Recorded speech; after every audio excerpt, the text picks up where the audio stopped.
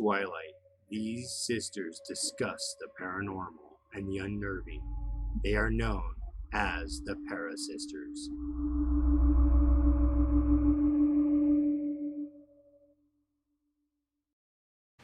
Hi guys, I'm Rebecca. And I'm Tristan. And we together are the ParaSisters, or a pair of sisters. I'm a dork. Yes, we are. Okay. I like how I laugh at my own jokes. Makes me feel good. Who doesn't love a good pun? I love plays on words. I also do. I love puns. I'm not very good at them, but I love that. I appreciate when other people make them. I'm not good at them. Me either. I'm not witty enough to make puns. I don't know why. All right, so we are back again with another episode, and Tristan, I just want to remind people about our last episode, which is Doppelgangers, which will be coming out before this episode, I decided, and it was so good. Okay. I just decided that spur of the moment because I mentioned it, and I'm like, well, I can't mention it and it come out after this video, so yeah. So, right. But it was so good, and if y'all haven't watched that, you should go and watch it and prepare to be spooked the F out. So yeah, Tristan for sure spooked me out, and I'm going to tell you just a really quick story. So I was making dinner, and the Andrew and Callum were outside flying a drone, and I went into the bathroom to do something, and I paused to look in the mirror because I told you I look in the mirror every single time I go to the bathroom, and then I'm like, oh my God, why am I looking in the mirror? And I legitimately got like super freaked out. And for the people that don't know what we're talking about, you should watch the doppelganger video because then you'll know. But like, I was legitimately scared. So I like ran into the kitchen, and I'm like standing there, and I'm like, oh my gosh. And then I was hearing noises in the laundry room behind me, and I'm like, oh shit. I'm like, oh shit. Yeah, I freaked myself out. I told you I was scared for like 4 days, man. Yeah, freaking days. I have to try not to think about it because it's too creepy for me, especially at night. So, yes, the next case we're going to talk about is not creepy in that way. It's weird. It actually has a little bit of a tone of the Dyatlov Pass case, which we did 2 episodes ago. So go and watch that also. And as I'm telling you, you'll kind of see why. It's a mystery, and it's been a mystery for nearly 150 years. They don't know. So I'm just going to tell you. I like it already. I'm going to tell you that we are going to talk about the case of the Mary Celeste. And so this is a ship. And so the keel of the future Mary Celeste, because it was not always called the Mary Celeste, was laid in late 1860 at a shipyard of Joshua Dewis in the village of Spencer's Island, which is on the shores of the Bay of Fundy in Nova Scotia, Canada. So it was launched on May 18th, 1861, and given the name Amazon. I'm not sure why they named it that. It's a weird name, but and so it was registered at nearby Pearsboro on June 10th, 1861. And her registration documents described her as being 99.3 feet long, 25.5 feet broad, with a depth of 11.7 feet. And she had a gross tonnage of 198.42. So, not a huge ship. No, it's a brigantine. And so they're not huge. I think they're only 4 masts, I think. I'm not a ship expert. I should have looked it up. I did look it up, but I should have remembered better. But it's not a huge ship. It's small and it's fast. I think that's what it is. It's supposed to be built for speed. Yeah, so it's a cargo ship, and it's meant to get there quickly. So sorry, I just realized that you are the main screen. Not me. So, okay. I don't know if I'm going to cut that. We'll see what happens. See how lazy I feel. Okay. So, her maiden voyage was June 1861, and the Amazon sailed to 5 Islands, which is also in Nova Scotia, and she took on cargo of timber, for a passage across the Atlantic to London. And it's kind of weird how this actually, so the original captain of the ship got ill right before the trip to London, and he couldn't go. And he actually ended up dying later, which is really sad, but they got a new captain, and I don't know if this guy is just incompetent or what, but like once they get to London, they're in the English Channel, and they actually run into and sink a brig, another ship in the English Channel. They sank it. So I don't, maybe this whole ship was, I don't know if it was just doomed from the beginning. I have no idea. So, in October 1867, it was driven ashore, the Amazon, was driven ashore in Cape Breton Island, and was abandoned as a wreck. And October 15th, she was acquired as a derelict by Alexander McBean of Glass Bay. I think it's Glass. It's Glace Bay, Nova Scotia. And pretty much within a month, McBean had sold the wreck to a local businessman who, in November 1868, sold it to Richard Haynes, who was an American mariner from New York. And Haynes paid, I don't know if this is a lot or not back then, but $1,750 for the wreck. And then he spent $8,825 restoring it. So, I don't know if that's a lot or not. I don't know. It seems like it's not, but What year was it? it was 1868. So Yes, that was quite a bit of money. yeah, I think it is. Most I people don't know how didn't make much, that in but 10 years. like it's like nowadays if you could buy a ship for $1,000 and then refurbish the whole thing for less than 10, like that'd be super cheap, I think. So, Yes.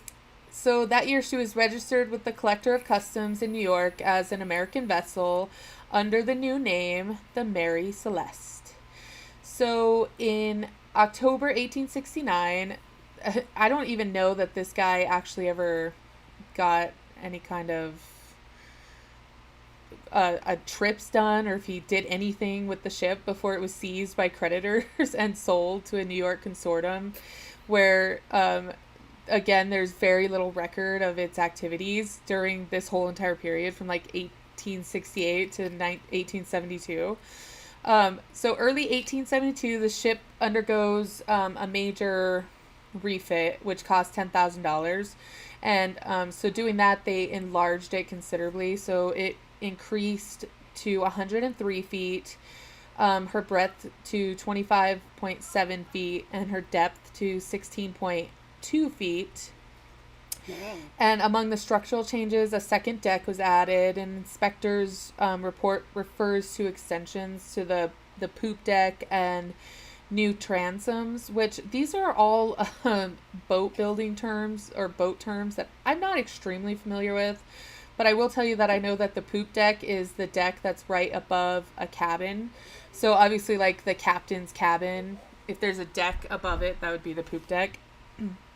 Oh, okay. And they replaced timbers and stuff, and then so it increased the ship's tonnage to 282.2. And the new owner, well, he was 4/12 of an owner. And his name was Benjamin Spooner Briggs, and he became the captain of the Mary Celeste. So, this is when the fateful trip happens. On October 20th, Briggs arrives in New York to Pier 50 on the East River. And he's there to supervise the loading of the ship's cargo, and he's waiting for his wife and his baby daughter. They're going to go on the trip with them.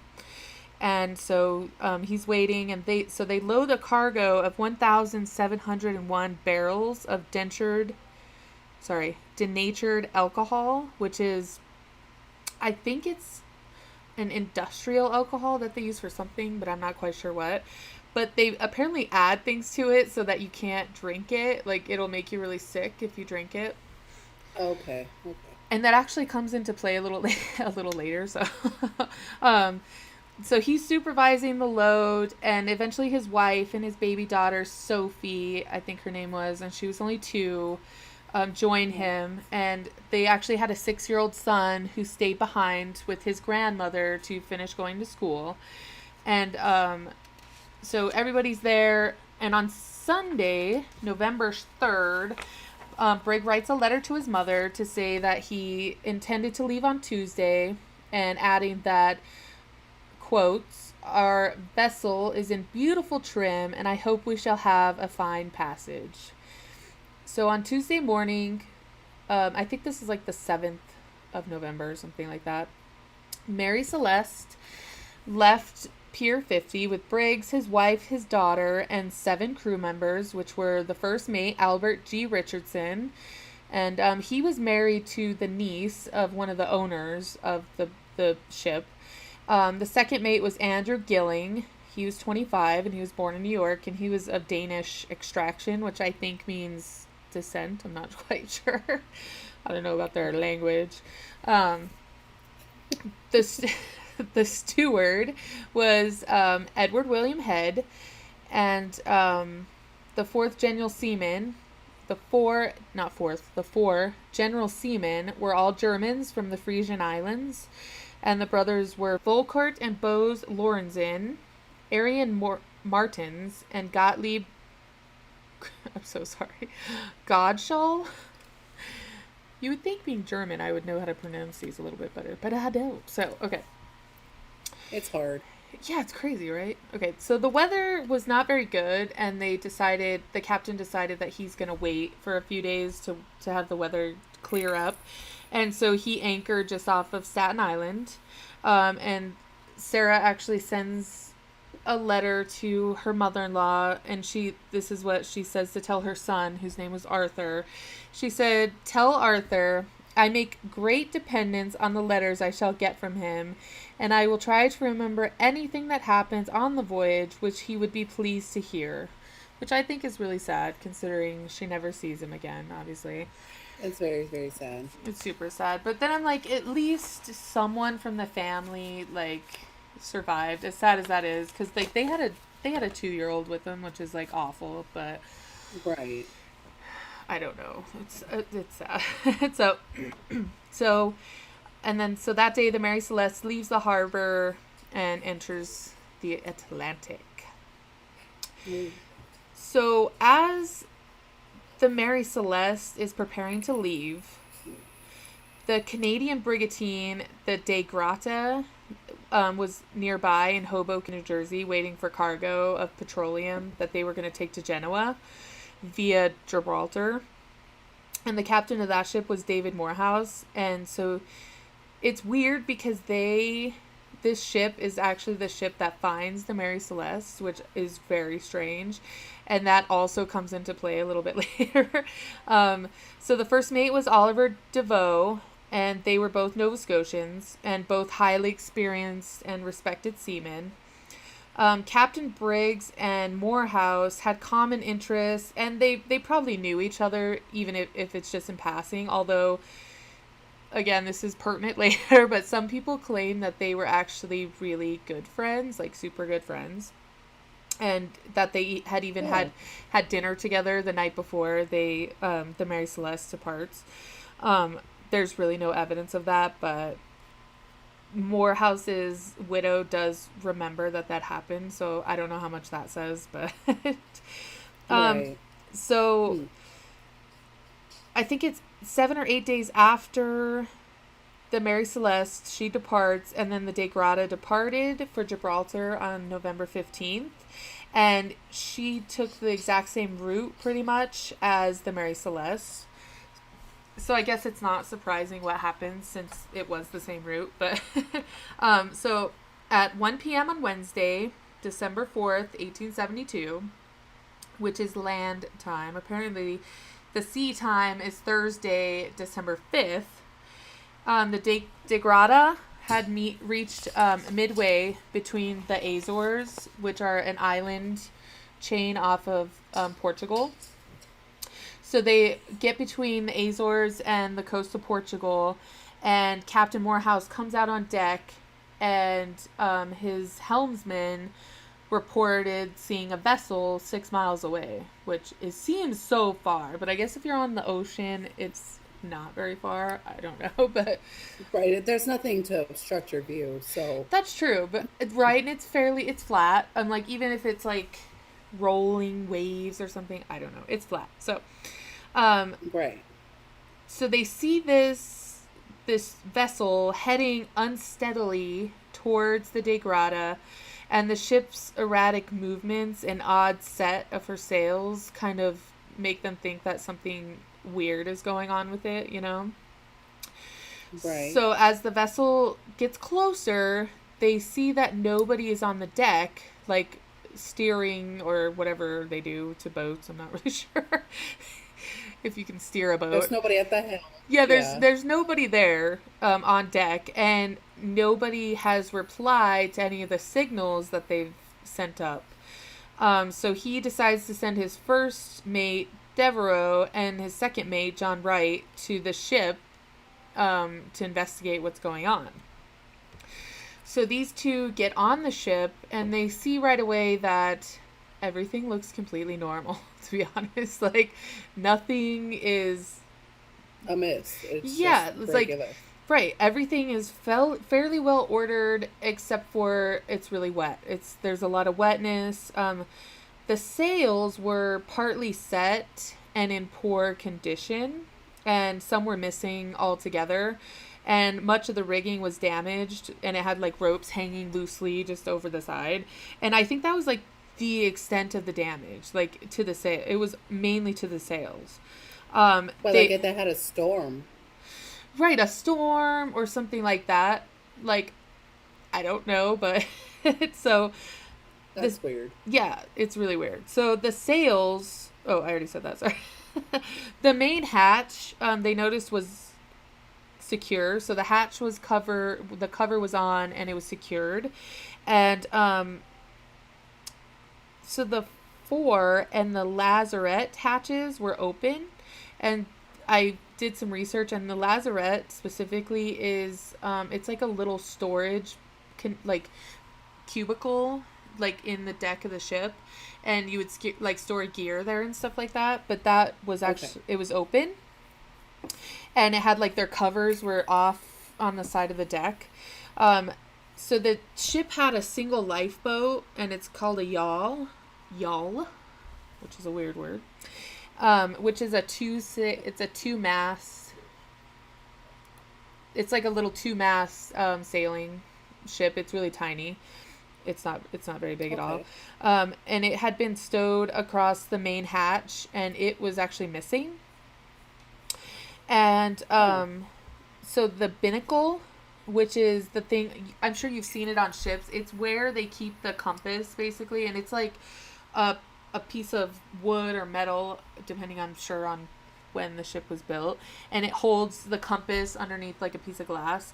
Well, that was actually broken, and had been shifted from the place that it was like on the deck, and they found about 3.5 feet of water in the hold, which is it's quite a bit of water, but apparently for the size of the ship, it wasn't anything that would have been detrimental at all. Like 3.5 feet is nothing, basically.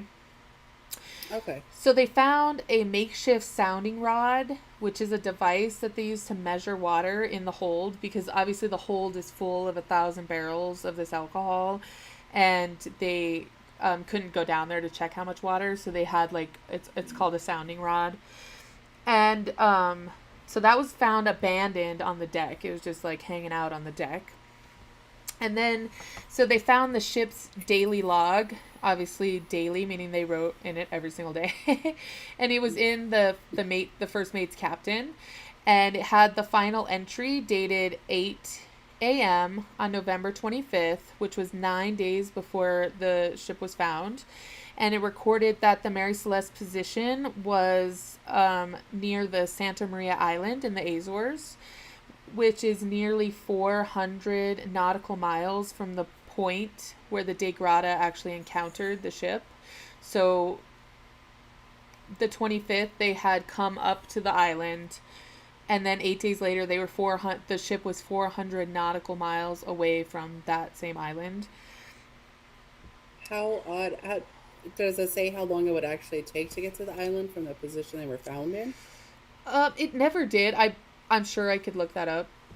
I didn't think to, honestly. Maybe we'll update it in our next video Yeah, because it does seem because like I'm just curious. that's like a long way, but it is 8 days, so I'm like, they talk about that a little later too during the salvage trial, because Okay. they had a salvage trial for this ship. So they found that there was plenty of food in the stores, and that all of the belongings of the 10 people on board were left on board. Nothing was taken at all, except for the captain's navigational instruments and the small lifeboat, the yawl. And this kind of led to the conclusion that they left the ship on their own. They're like, obviously it wasn't pirates or anything like that, they didn't Right. they weren't boarded. And well, they could, I guess they could have been boarded, but if somebody boarded them, they didn't take any of their belongings also, with them. And they didn't take anything, and they didn't tear up the ship because usually pirates will tear up the ship, Well, tear it up like looking or for goods. keep it for themselves, right? They would, Steal it. right, Right. they would have it for themselves. Yeah, this ship was found floating by itself in the middle of the Atlantic Ocean, basically. Like, And pretty much in an orderly fashion. well, I mean, like, it was obviously in good enough condition that it was still floating. It wasn't like it was sinking and they found it or something. Like, it was It was still still seafaring. right. It was still a viable ship. So I don't know. So the crew of the De Grata sailed the ship 600 nautical miles to Gibraltar, which back in that time period, under maritime law, a salver could expect a substantial share of the combined value of the rescued vessel and the cargo that's in the vessel. And the exact award depends on the degree of danger inherent in the salvaging. So it's really how difficult it was to salvage is how much money you get from it. So the De Grata Okay. reaches Gibraltar on December 12th, and the Mary Celeste took a little bit longer because it obviously had some issues with the sails and the masts that they had to fix up. And there was 3 feet of water in the bottom of it. Oh, and apparently it encountered fog, so it didn't arrive till the following day. And as soon Okay. as it came, it was immediately impounded by the Admiralty Court to prepare for salvage hearings. And so, in this time, I guess the crew of the De Grata had to like hang out and wait. So Devereaux wrote to his wife that the ordeal of bringing in the ship was such that, and this is quotes, I can hardly tell what I am made of, but I do not care so long as I get in safe. I shall be well paid for the Mary Celeste. And this is what he wrote. And I think this kind of adds to like the suspicion that went around the crew of the De Grata, which I'm not sure is founded or not, but so Hmm. December 17th, the salvage hearing begins, and the hearing was conducted by a man named Frederick Solly Flood, and he was the Attorney General of Gibraltar, and he came to the conclusion that there was foul play somewhere and that alcohol was at the bottom of it. I don't I don't know if he thinks that it was people trying to steal the alcohol, which was the cargo, or what. I don't know, but on December 23rd, there was an examination of the Mary Celeste ordered, which was carried out by a man named John Austin, and he was a surveyor of shipping and he was assisted by a diver, and his name was Ricardo Portunato. I don't know. Austin noted cuts on each side of the bow, and he thought they were caused by a sharp instrument. And it's possible that he found traces of blood on the captain's sword. And I didn't mention it before, but when they did a search of the ship, the De Grata crew, they found the captain's sword in its sheath or scabbard underneath like his bunk. And but they thought when they did this second search of it, they thought that they found blood on the on the sword. Of course, I don't. So it's really weird because the attorney general made notes of like the last like 5 or 6 days of Mary Celeste's log, and then the log was destroyed. Why? I don't know. He determined that nothing before 5 or 6 days prior to the November 25th was pertinent information, so they just didn't care about it, I guess. So I care. I just want to see the damn log. that's what I thought. I'm like, why are they destroying this? Like, it could literally say something in there that someone would recognize as an issue. You know what I mean? Like, Exactly. so so this Austin guy's report emphasized that this ship did not appear to have been struck by heavy weather, so a storm was ruled out. Um, and he cited a vial of sewing machine oil that was found upright in its place, which they did point out that it seems awfully weird that they didn't even question the fact that the vial might have been picked up at some point and put back in its place, you know what I mean? Right, like when the guys from the other ship went on there and Right. So no one acknowledged it and nobody really asked about it. Like the court did not even question that at all. how odd. So the divers report on the hull concluded that the ship had not been involved in a collision or run aground, and a further inspection by a group of Royal Navy captains endorsed Austin's opinion that the cuts on the bow had been caused deliberately, and they also discovered what they thought to be bloodstains on the rail, and then also deep marks that were possibly caused by an axe. So, What the heck? I don't know. It's so weird, right? Where did the water come from in the hull? I don't know. I'm not sure. So, right, a storm maybe that didn't really do any damage, but somehow Just rained a lot? Well, yeah, but they do say that like I don't know. It's one of the theories that maybe I'll wait to talk about because the water is like it's really weird because they kind of use that as like an excuse why these 10 people would have left the ship. So, the findings that all these naval experienced guys found strengthened Flood's suspicion that human wrongdoing rather than natural disaster lay behind the mystery.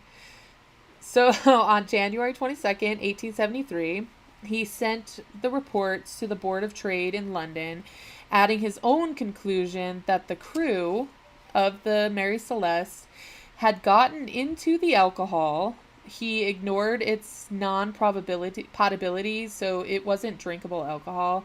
But there were 1,000 casks and 1,700 or something, and 9 of them were actually empty. So what happened to them, I'm not really sure, but Did they drink it and start tripping balls? yeah, right. I'm not sure if it would like kill you or not, but apparently I read something else that they had pointed out that the alcohol, some of the 9 missing or the empty barrels were made of a different type of oak. I think it was white oak compared to red oak, and apparently white oak is more porous, and I might have those backwards. It might be red versus white, but one of them is more porous, and they're thinking that those 9 barrels actually might have leaked out of there as opposed to the crew drank 9 barrels of non-potable alcohol. But in what, like 30 days? That's a lot of alcohol to begin with. That would be, even if they're little tiny barrels, you know, like because 1,000 barrels is a lot. So I don't think they're huge barrels, Right. but I don't know. Like, so they think the crew got into the alcohol, murdered the Briggs family and the ship's officers, and they're talking about the 4 Germans, by the way. They murdered the officers, murdered the family in a drunken frenzy, and then they had cut the bows. I was saying bows. Sorry, the bows to simulate a collision, and then fled in the yawl to suffer an unknown fate. So Flood also thought that Morehouse which is the captain of the De Grata, and his crew were hiding something. They specifically thought that the Mary Celeste had been abandoned in a more easternly location, and that the log was doctored to make it look like it was found in this place, even though he's saying that it wasn't. And he also could not accept the fact that the Mary Celeste could have traveled so far while unmanned. So again, we bring up the 400 nautical miles from Santa Maria, I think it was, which, I mean, it's a long way. And also we have to remember that the ship's sails and masts were damaged. So could it go 400 miles? I don't know. I did read that they did like a weather report from back then, which apparently the weather reports that they used date back like starting 1784 or something like that. So they did keep weather reports, and the weather report said that it is plausible or possible that it could have happened, and they're not saying it did, but that the ship went 400 nautical miles by itself. I don't. Again, I'm not an expert on ships and boats, so. I am also not, but this case is very intriguing to me because I want to know what the hell happened here. Yeah, so, I mean, it's weird because it's obvious that somebody at some point used the lifeboat. They literally cannot figure out why 10 people would leave a perfectly fine ship to get onto a lifeboat in the middle of the Atlantic Ocean. They cannot figure it out. That's the mystery of this whole thing. Maybe somebody got on the ship, killed everybody on the ship, cut the lifeboat off to make it look like somebody escaped or got off the ship. And I don't know. It's odd because they didn't take anything. Yeah, nothing was taken. So some of the belongings of the people that were on board were apparently quite valuable. I mean, we're talking about a woman, first of all, and her baby. So obviously there probably was jewelry of some sort. And they're going overseas, so they probably had quite a bit of stuff with them anyway. Right. So I don't know. So really nothing could be substantiated, and the ship was released to the owners on February 25th, and a salvage fee of just $1,700, which was a fifth of the total value of the ship and cargo, was paid out. And the crew of the De Grata was really forever suspected as being involved in some way with what happened to the Mary Celeste. They renamed it the Mary Celeste, which is hilarious.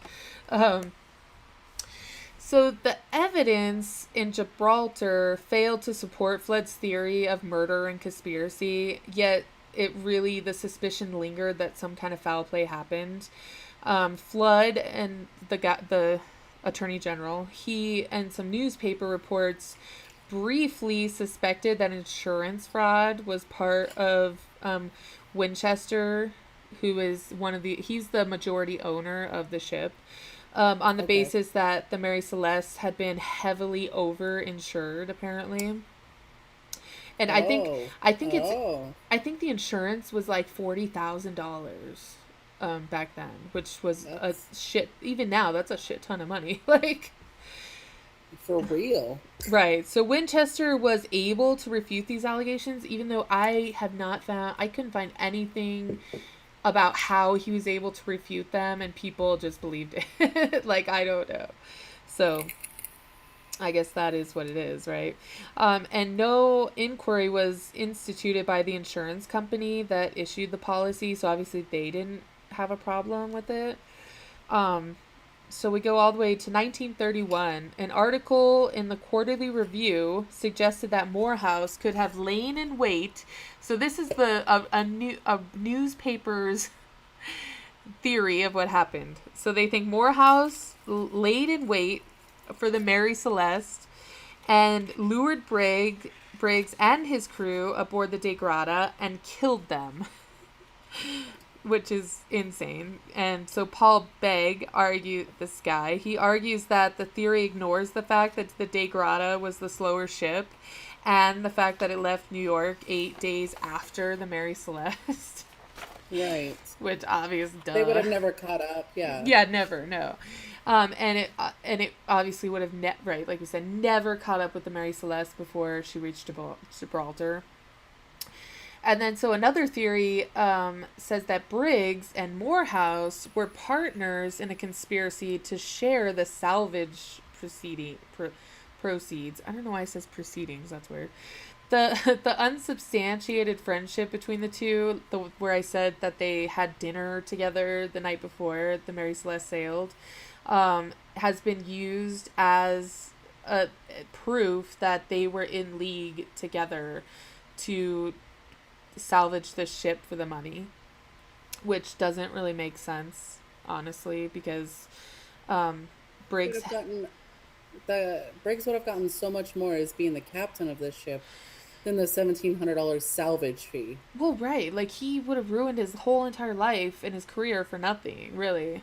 Right. And then they also bring up the fact that I guess I'll just go into it, because so it's commented that if Morehouse and Briggs had been planning such a scam, they would not have devised such an attention-drawing mystery.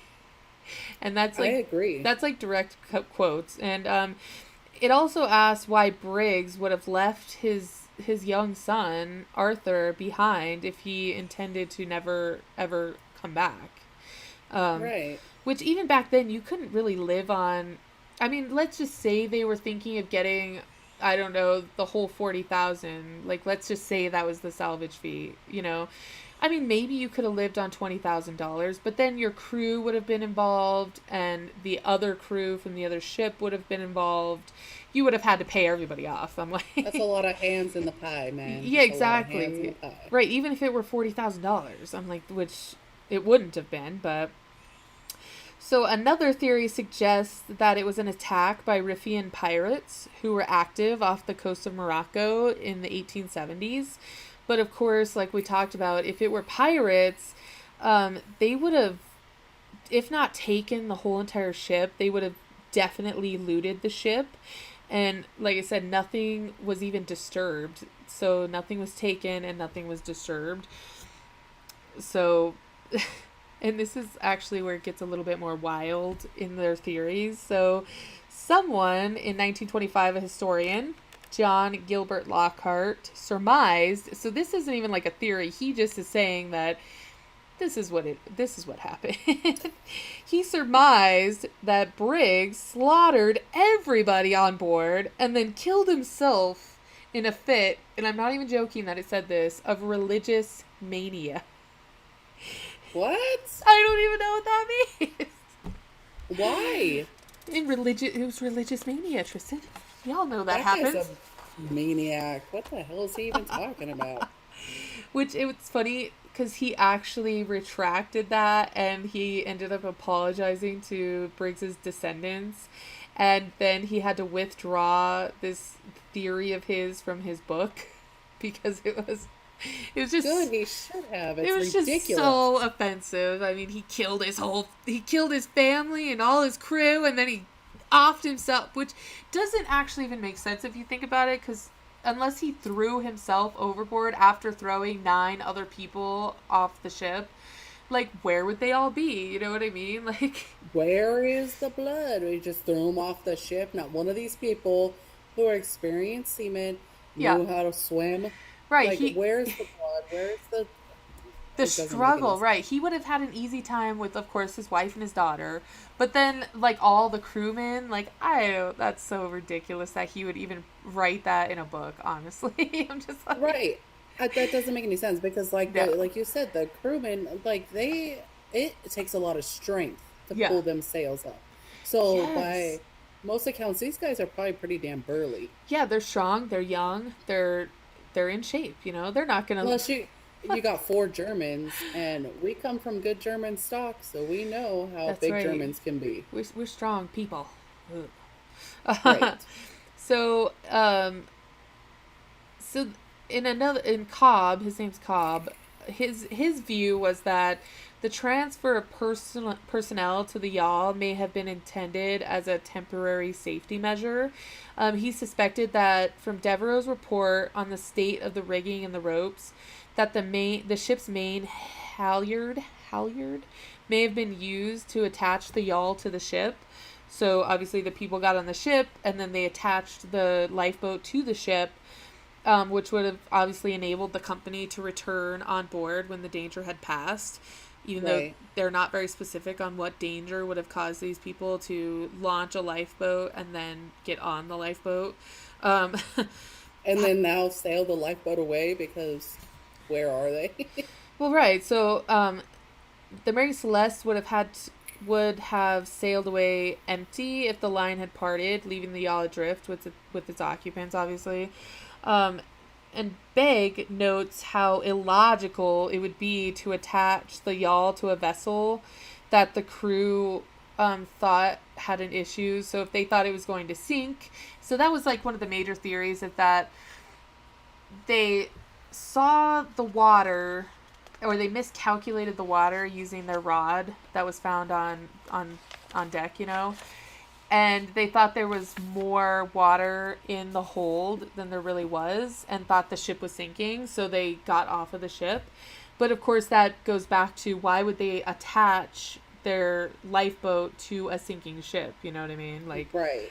That doesn't make sense. And then there was another, maybe I should not get ahead of myself. So, a man named McDonald Hastings points out that Briggs was an experienced captain and asks whether he would have affected a panicked abandonment. So, if the Mary Celeste had blown her timbers, and this is quotes, she would still have been a better bet for survival than the ship's lifeboat. And if this was to happen, says Hastings, Briggs behaved like a fool, and worse, a frightened one. So, yeah. Which actually makes sense to me, because, like, if you think your ship is sinking, like, you get on your lifeboat, I think eventually it would be obvious that your ship is not sinking. So why wouldn't you go back to the ship? Exactly, right. So, now we get into natural phenomena that they think happened, which is a waterspout. A waterspout strike has been offered as a possible solution to the Mary Celeste mystery. So, commenters generally agree that some extraordinary and alarming circumstance must have arisen to cause the entire crew to leave their ship, which was sound and seaworthy. And had ample provisions, so it's not like they were starving to death or anything. Right. So DeVoe ventured an explanation based on the sounding rod found on deck, and this is kind of what I talked about. He suggested that Briggs abandoned the ship after a false sounding of how much water was in the hold. And then, so this also leads into, there was a pump that was disassembled, and so it was all taken apart, and they can't really figure out why. But apparently, they're saying if there was too much water and one of the pumps wasn't working, they may have taken it apart to try to, like, figure out what was going on. But maybe the pump malfunctioned, and this caused the false impression that the vessel was taking on water faster than it was. And he says that a severe waterspout strike before the abandonment could explain the amount of water in the ship and the ragged state of the rigging and sails. So I guess that's a possibility. It wasn't a storm, but it was a waterspout, which is like a tornado in the water. I'm not really sure. Yeah. It is. That's exactly what it is. And it pulls it's like a dirt devil in the ocean. Yeah, so they're saying that this is something that was possible. And of course, the low barometric pressure generated by the spout could have driven water up from the bilges and into the pumps, which would lead the crew to assume that the ship had taken on all the water that they thought it did, and they thought it was sinking. Okay, that could be viable. Yeah, so I don't know. It's just so weird that 10 people are just gone. Like, They don't know why, they don't know where, they don't know how, but they're just gone. Like, gone off of It's so weird. Yeah, it's just, I don't even know. So, other explanations are the possibility of a displaced iceberg, which I I don't know. Like, they're saying that they were afraid of running into the iceberg, so they got on their itty bitty little lifeboat. And I don't know. That sounds kind of weak. so yeah, hydrographical evidence suggests that an iceberg drifting so far south was really improbable, and that other ships obviously would have seen it if there was one. So that was kind of ruled out too. Right. So Begg gives more consideration to a theory that the Mary Celeste had begun drifting towards the Dollarbert Reef off Santa Maria Island. And the theory supposes that Briggs feared that his ship would run aground on the reef and launched the yawl in the hope of reaching land, which obviously they never did. And they're saying the wind could have picked up and blown the Mary Celeste away from the reef while raising seas that swamped the lifeboat. The weakness of this theory is that if the ship had been becalmed, all sails would have been set to catch any available breeze, and yet it was found with many of its sails furled. They weren't even up and ready to.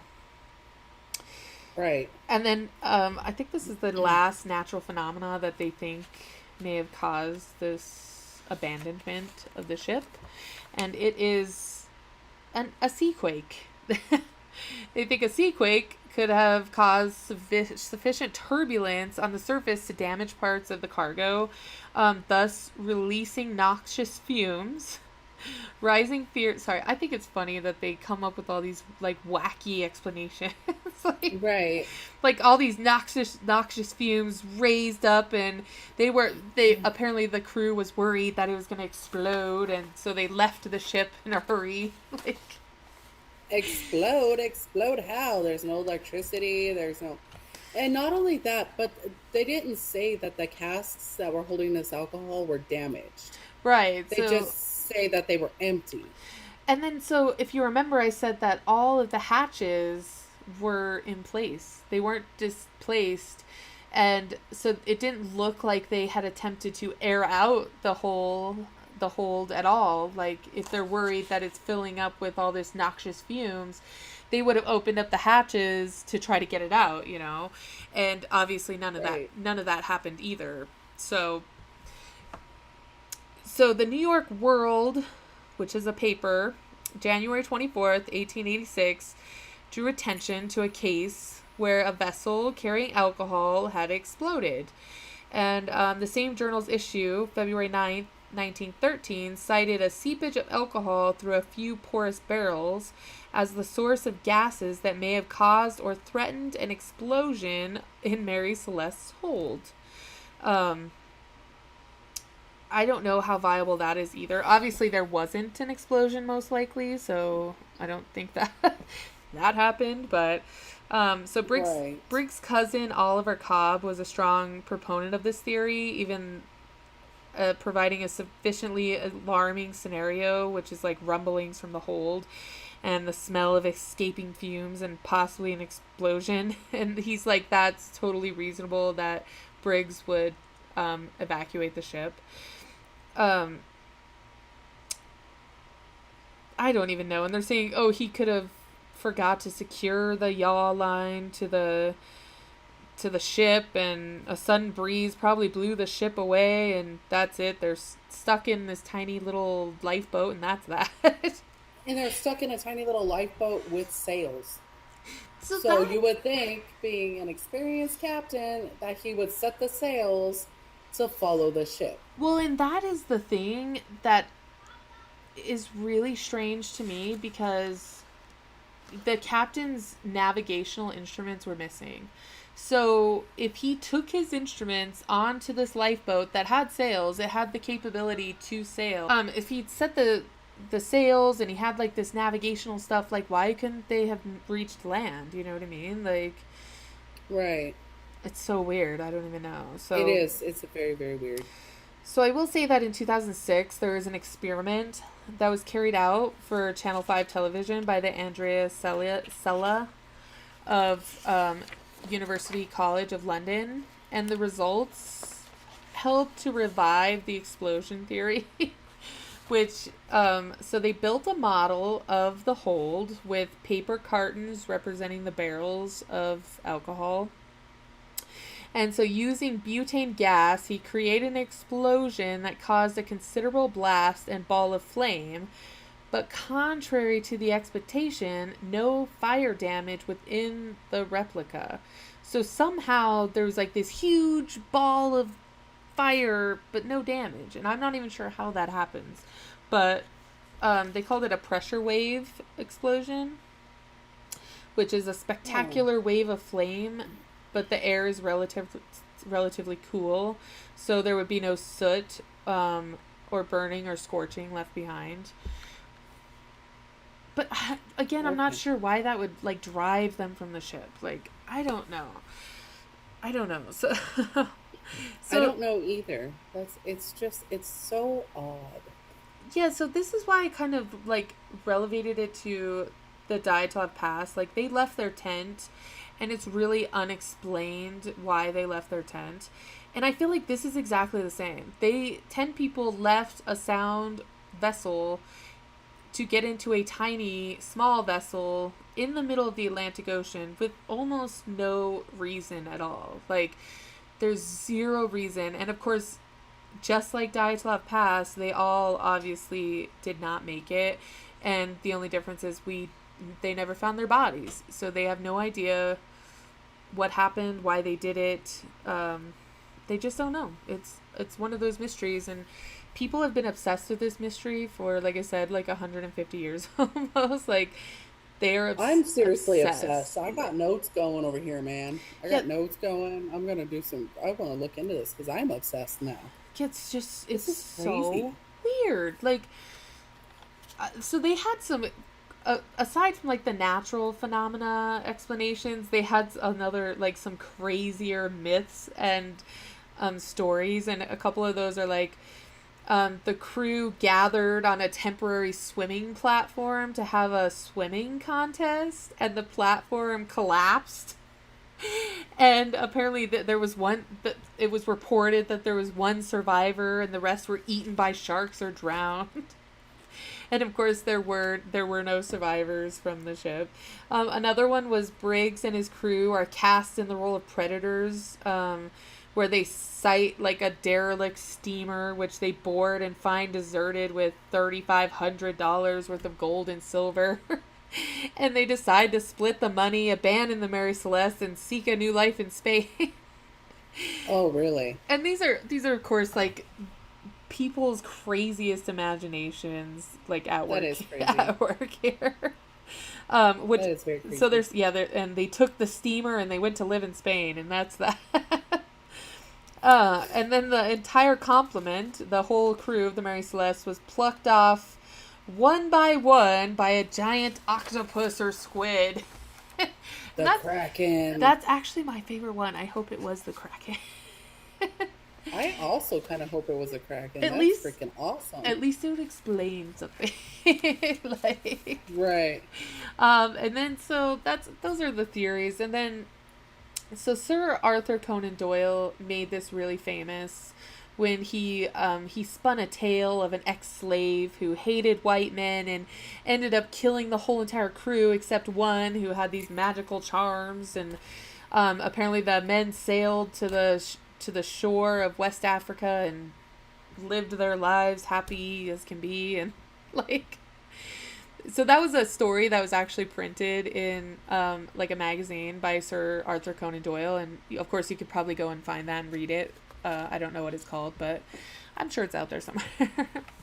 But he used the Mary Celeste as the basis of that story, obviously because it's so mysterious and they just don't know what the heck happened to it. So yeah, that's pretty much it. And I think no matter what the theories are, we all can agree that something happened that drove these people to abandon their boat. And sadly, I think the wife and the daughter are like, that's the worst part for me, because it's like, it's so sad. Like, the boy lost his mom and his sister and his dad all in one go, and it's like, it's too Right, sad. that It's is too very, sad. it's very sad.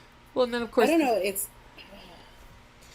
these kind of mysteries just are like, I just want to, like, well, and it's just like Die to Love Pass. Like, we will never know what happened, and like, I understand it's not as exciting as Die to Love Pass, but I think that like the idea of coming across like a ghost ship, if you will, just floating in the water with no crew, like that is something that's literally like endured for centuries, even before this and after this, where people are obsessed with this idea of like a ghost ship, you know.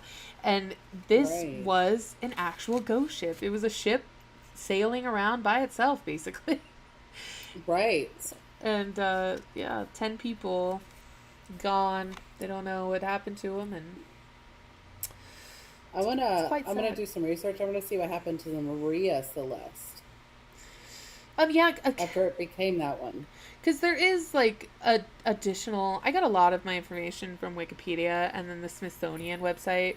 So a lot of, um, sorry, not a lot of. There is more about like the future, and I actually read some of it. And I'm pretty sure that the next captain that captained the Mary Celeste or the Maria Celeste, because they did change the name eventually.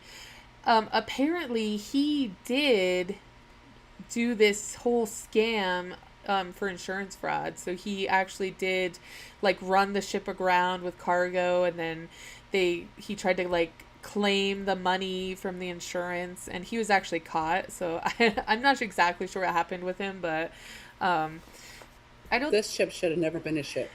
I'm just Yeah, saying. I think like from the very beginning, it was kind of like, ooh, it's not a very good, like, it's not very auspicious to like sink a ship, and then like it changed hands a bunch of times, and like I don't know, it's just it seems like it was kind It's. of cursed. I don't know.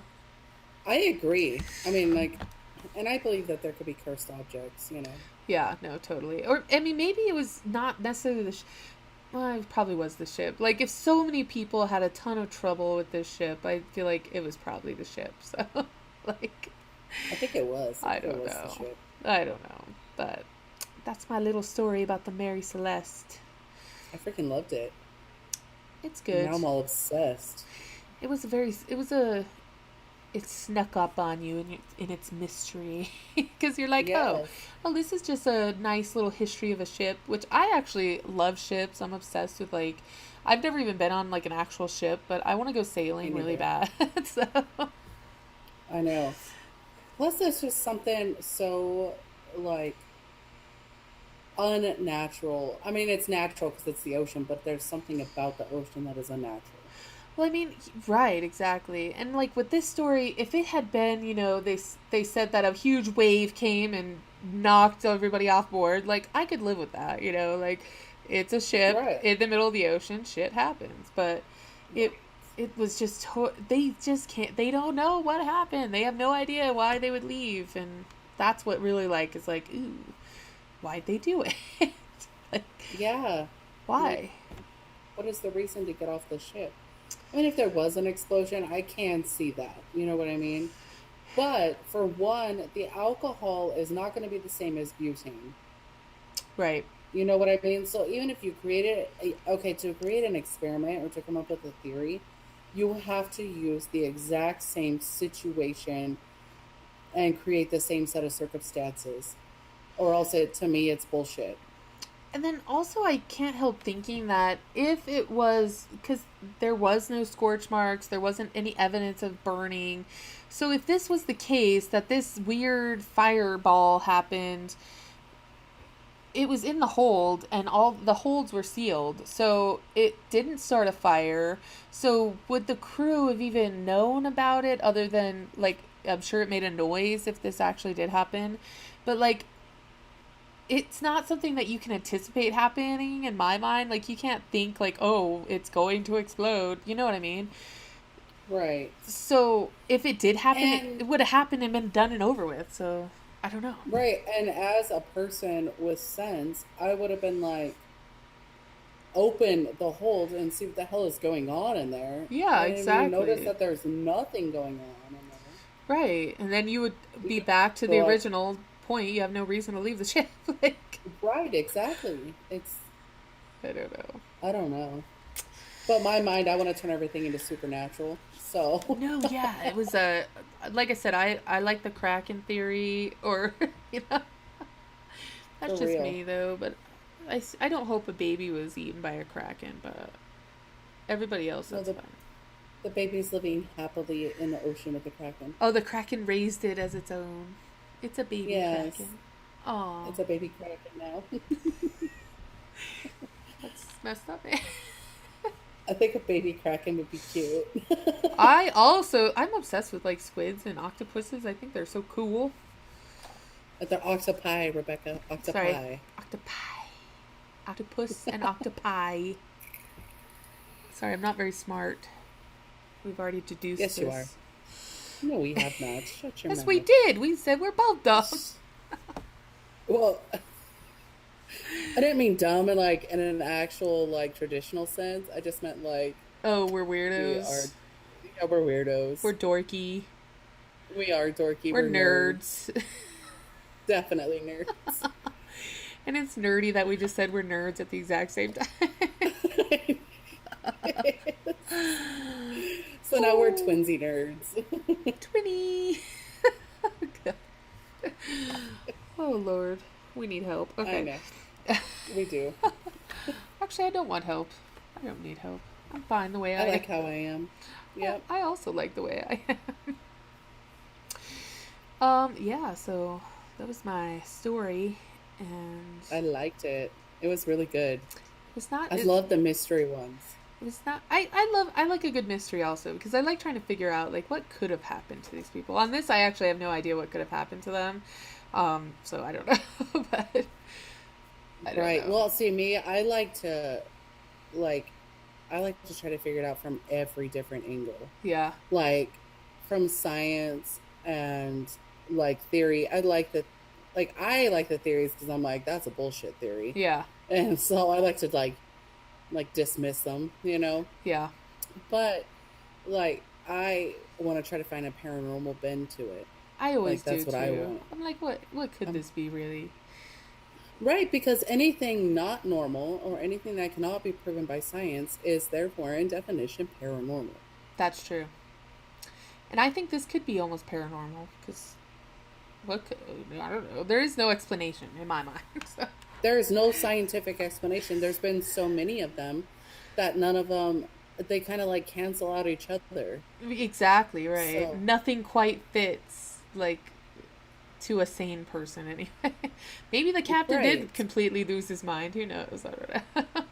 Maybe he did, but why would he take the boat? Where did the lifeboat go then? Well, he would have no need for a lifeboat if he decided he was going to kill everybody on board Yeah. and then off himself. Like, there's no need for a lifeboat. What are you going to do with the lifeboat? There's no life on board. Unless he took the lifeboat to off himself. I don't know.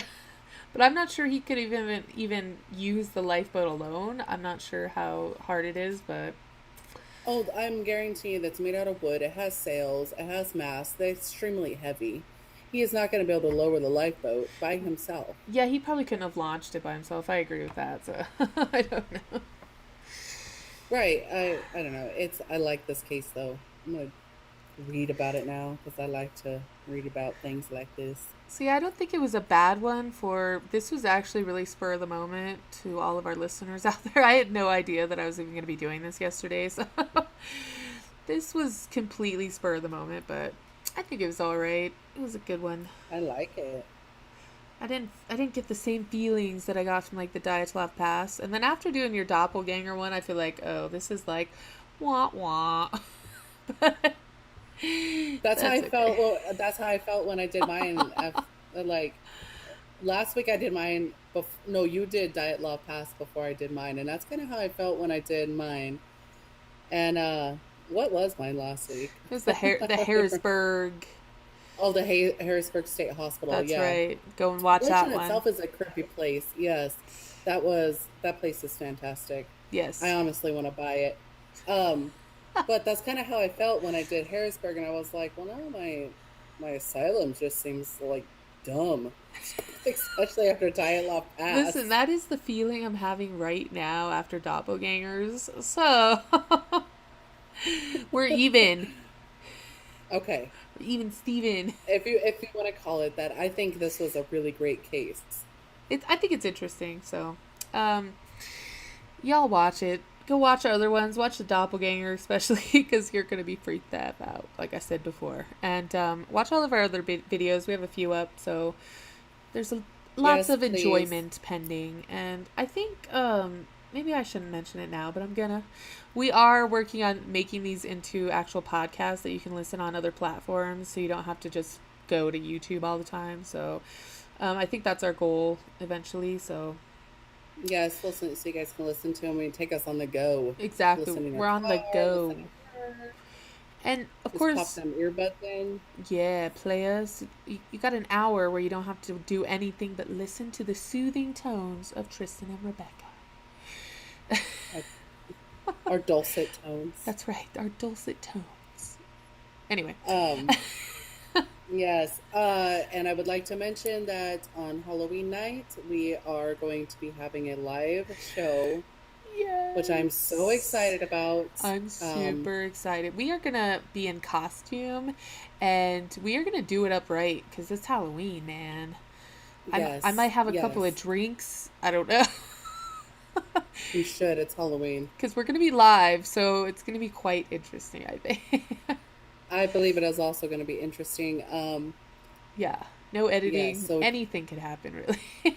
Anything could happen. It's going to be quite a night. It's going to be fun. I mean, who doesn't want to talk about scary, spooky things on Halloween? Yes, and I know that we have talked about it, and we're working on making it really as spooky as we can, because, yes, that is the whole goal of Halloween, I think, is to be scared. So. I agree. It's my favorite time of year. Yeah, so I'm going to have like a big bowl of candy right here, and like some drinks right here, and then candles. And I'm going to be eating candy and drinking and being terrified out of my wits. That is my plan. I like it. Yes. It'll work for me. Hopefully we get more followers first of all. And hopefully everybody that has subscribed, which thank you so much, and follows us on Instagram or Twitter or Facebook, thank you so much. And hopefully you guys are going to join us then, and hopefully you go and watch all of our videos, and make sure you subscribe and hit that notification bell so that you can enjoy all of our content when it comes out. You don't have to go and search for us. We're going to just be right there in your faces. That's right, because that's where we like to be. In your face. Oh my gosh, Tristan, stop now. That is not rehearsed, people listening. That is completely off the cuff. I don't know what's going on with us today, but that's what it is. Oh, you would think that we'd already been drinking, and we have not. I have not had a drink in quite some time. I have not had a drink in a couple days. Well, there you go. We're both sober as can be, so there you go. Yes. Maybe we're delirious. But follow us on Instagram and Twitter and Facebook. Our links are going to be in the description. Yep. Join those other cool peeps that already follow us. That's right. We have great content on Instagram and on Facebook, and I really want you guys to come and check it out because it's great. It's really good content. Yes. You follow us now or suffer the consequences. Yes. And that is not definitely a threat. That's a promise. It could be if you wanted it to. It's a promise. Okay.